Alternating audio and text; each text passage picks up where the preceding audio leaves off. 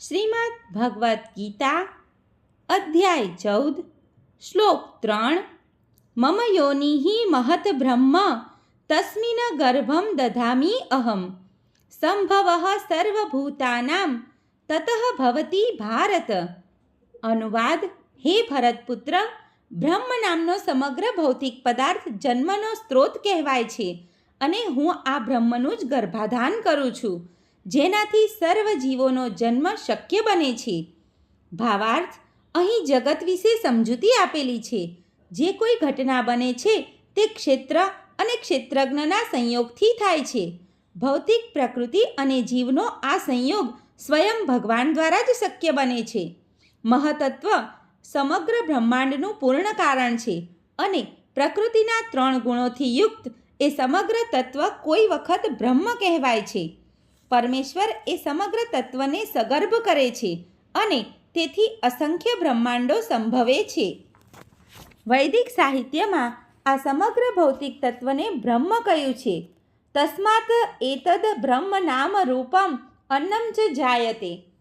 પરમેશ્વર તે બ્રહ્મમાં જીવોરૂપી બીજોનું ગર્ભાધાન કરે છે. પૃથ્વી, જળ, અગ્નિ, વાયુ વગેરે 24 તત્વો ભૌતિક શક્તિ છે અને તેઓ મહદ બ્રહ્મ અર્થાત ભૌતિક પ્રકૃતિના ઘટકો છે. 7મા અધ્યાયમાં અગાઉ સમજાવ્યું છે તે પ્રમાણે આનાથી ઉપર એક અન્ય પરાપ્રકૃતિ જીવ છે. પૂર્ણ પુરુષોત્તમ પરમેશ્વરની ઈચ્છાથી આ પરાપ્રકૃતિ ભૌતિક પ્રકૃતિમાં ભેળવી દેવામાં આવે છે અને ત્યાર પછી ભૌતિક પ્રકૃતિમાં બધા જીવોની ઉત્પત્તિ થાય છે.